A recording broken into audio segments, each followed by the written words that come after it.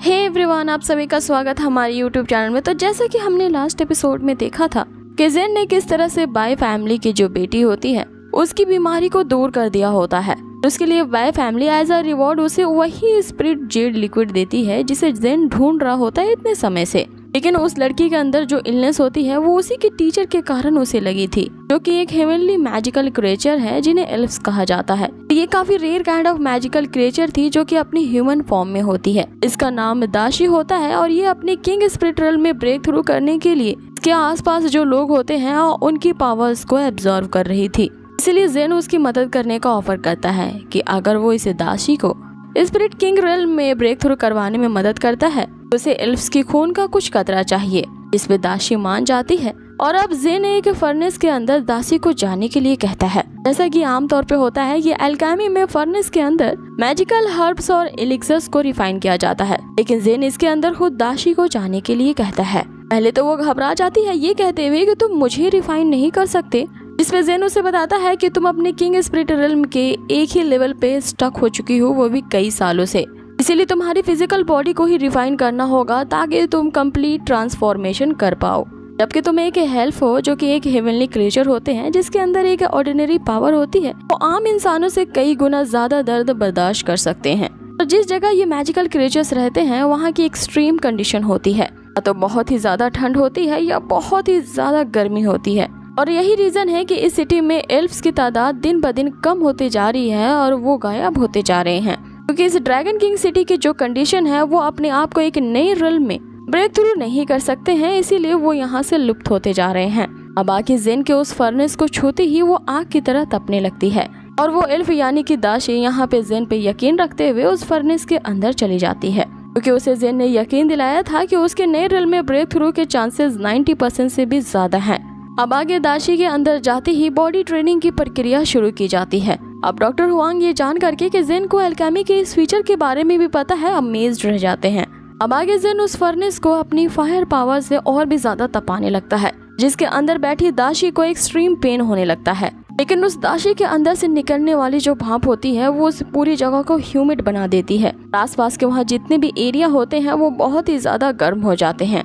अब ये देख करके बाकियों के जेन की एबिलिटी पे शक होने लगता है, लेकिन लिंगशी जो है वो पूरे भरोसे के साथ कहती है कि मुझे यकीन है कि जेन इस काम को जरूर पूरा कर पाएगा।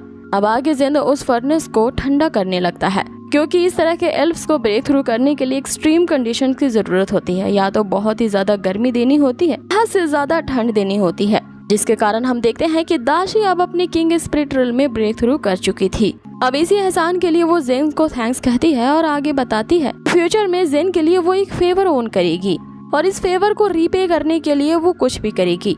जिस पे जेन उसे कहता है कि मुझे बस इतना बता दो कि फेरी फ्लावर उसे कहाँ मिल सकता है। अब जिस फ्लावर के बारे में यहाँ जेन पूछ रहा होता है वो इन्हीं एल्फ्स क्लैन की एक पवित्र फूल होती है जो कि काफी रेयर होती है, लेकिन फिर भी यहाँ दासी उसे ये प्रॉमिस करती है कि वो उसके लिए ये फेरी फ्लावर जरूर ढूंढ करके लाएगी। अब आगे जेन उस बाय फैमिली से कहता है कि आप प्रॉमिस के मुताबिक आप लोगों की डॉटर को तो मैंने ठीक कर दिया, तो मुझे रिवॉर्ड के तौर पे वो आइस स्पिरिट जेड मिलना चाहिए जिसे आप लोगों ने इनाम के तौर पे घोषित किया था। अब जेन की पर्सनैलिटी को देख करके वो जो डॉक्टर हुआंग होता है वो काफी इम्प्रेस हो जाता है और उसे कहने लगता है कि मुझे भी अपना एक डिसाइपल बना लो। इस पे जेन उसे कहता है कि वो कोई डॉक्टर नहीं है, बस उसे काफी अच्छी ज्ञान है मेडिकल स्किल्स की। ड्रैगन किंग एकेडमी में वो बस एक ट्यूटर है। तभी बाय फैमिली का वो दूसरा डॉक्टर यहाँ जेन से कहने लगता है कि डॉक्टर हुआंग तो 10 मिरेकल डॉक्टर्स में से एक है और ये काफी ज्यादा पॉपुलर है, इसीलिए अगर वो किसी के स्टूडेंट बनेंगे तो उनके काफी ज्यादा बेइज्जती होगी। तो मैं तो कोई पॉपुलर डॉक्टर नहीं हूँ, इसीलिए जेन मुझे अपना स्टूडेंट बना सकते हैं, इसमें उन्हें कोई ट्रबल नहीं होगी। मतलब कि जेन जहाँ भी जाता है सारे उसके स्टूडेंट बनने के लिए उतावले हो जाते हैं। अब आगे जेन वहाँ से निकल पड़ता है इससे कि कोई और उसका डिसाइबल बनने के लिए जिद करने लगे। अब आगे बाय फैमिली काफी जनरस होती है, जिन्होंने जेन को उस डिवाइन वाटर की एक्स्ट्रा बोतल भी दी होती है एज अ गिफ्ट। अब आगे लिंगशी जेन से कहती है कि उसे कैलीग्राफी और पेंटिंग्स में कुछ प्रॉब्लम्स आ रही है, तो उसे जेन से कुछ टिप्स चाहिए, तो क्या वो इसके साथ एक मील पे चल सकता है। जिस पे जेन मान जाता है और वे दोनों एक प्राइवेट रेस्टोरेंट की तरफ जाने को निकल पड़ते हैं, लेकिन रास्ते में उनके ऊपर किसी बुलेट से फायर होता है, इसके कारण उनकी गाड़ी का कांच टूट जाता है। लेकिन जब अगली बुलेट से फायर किया जाता है जेन मात्र अपनी एक उंगली का यूज करके उस बुलेट को रोक देता है। आगे जिन उस स्नैपर का पीछा करने लगता है जिसने अभी अभी बुलेट की फायर की है। वो शार्प शूटर यहाँ जिन को बताता है कि उसे मारने के लिए 100 मिलियंस का रिवॉर्ड उसे मिला है, लेकिन उस 100 मिलियन को पाना इतना आसान नहीं होगा क्योंकि तुम्हें मारने के लिए मुझे काफी ज्यादा एफर्ट जो लगानी होगी। इस पे जिन कहता है कि बस 100 मिलियन, ये तो काफी कम रिवॉर्ड है मुझे मारने के लिए। जिस पे वो स्नैपर उसे कहता है कि आखिर तुम अपने आप को क्या समझते हो कि तुम किसी गॉड लेवल पे हो। तो यहाँ जिन उसे जवाब देता है कि मैं गॉड लेवल पे नहीं बल्कि मैं खुद गॉड हूँ।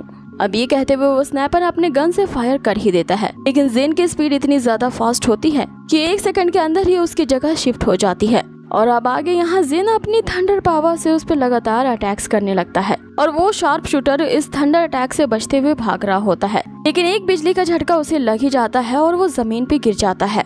अब ये जानने के लिए कि आखिर इस शार्प शूटर को किसने मुझे मरवाने के लिए भेजा था, जिन उस पे अपना एक ट्रैकिंग डिवाइस लगा देता है ताकि वो शार्प शूटर जिसे भी जा करके रिपोर्ट करे उसके बारे में जिन को पता चल जाए। अब आगे वो शूटर एक अपार्टमेंट में पहुंचता है, जहां वो उन 2 लोगों से मिलता है और उन्हें बताता है कि मेरी इमेजिनेशन से भी ज्यादा वो बंदा पावरफुल निकला, इसीलिए मैं उसे मार नहीं पाया। और मुझे लगता है कि वो कोई ऑर्डिनरी पर्सन तो नहीं है क्योंकि उसकी पावर गॉड लेवल की है।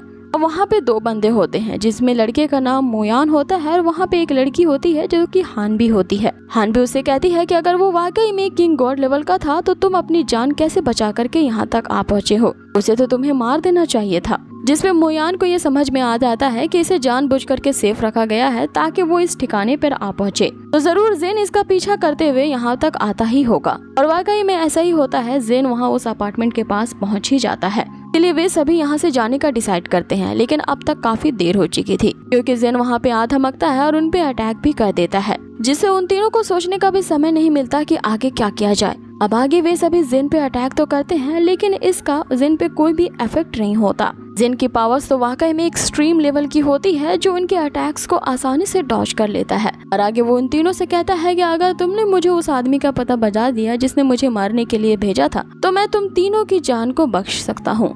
जिस पे हान भी उसे कहती है कि तुम अकेले हो और हम सभी का मुकाबला एक साथ नहीं कर पाओगे।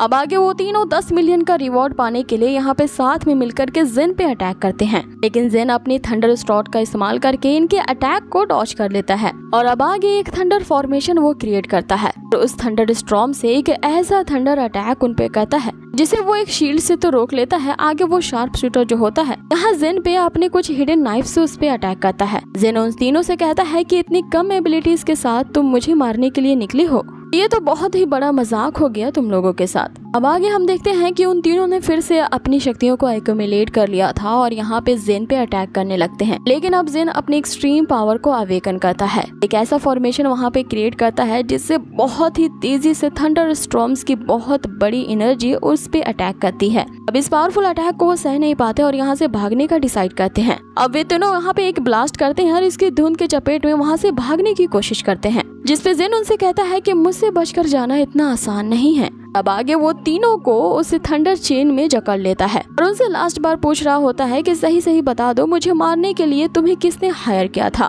जिसपे वे लोग यहाँ बताते हैं कि उन्होंने एक गैंगस्टर वेबसाइट पे तुम्हें मारने के लिए एक बहुत बड़ी रिवॉर्ड की घोषणा की गई थी, लेकिन उस बंदे ने अब तक अपनी आइडेंटिटी को छुपा रखा है, जिससे हमें भी नहीं पता कि वो बंदा कौन है। जिस पे जिन उनसे पूछता है कि तुम्हारे अलावा और कौन से गैंगस्टर है जो कि मुझे मारने के लिए निकले हैं। वो लड़की हान भी उसे बताती है कि उन गैंगस्टर्स के उसका कोई कनेक्शन नहीं है। सारे लोग उस वेबसाइट पे दिखे रिवॉर्ड की लालच में अपनी अपनी किस्मत आजमा रहे हैं कि अगर जो भी तुम्हें मार डालेगा वो रिवॉर्ड उसका होगा। जिस पे जिन उन पर दया दिखाता है और ये कहते हुए छोड़ देता है कि अगली बार तुम लोगों ने मुझ पे अटैक करने की कोशिश की तो तुम्हें जिंदा नहीं छोड़ूंगा। और इसके साथ ही ये एपिसोड यही खत्म होता है। सो गाइज, आप लोगों को ये आज का एपिसोड कैसा लगा मुझे कमेंट बॉक्स में जरूर बताएं। बहुत ही जल्द मिलते हैं इसके नेक्स्ट एपिसोड पे। Till then take care, stay healthy, bye.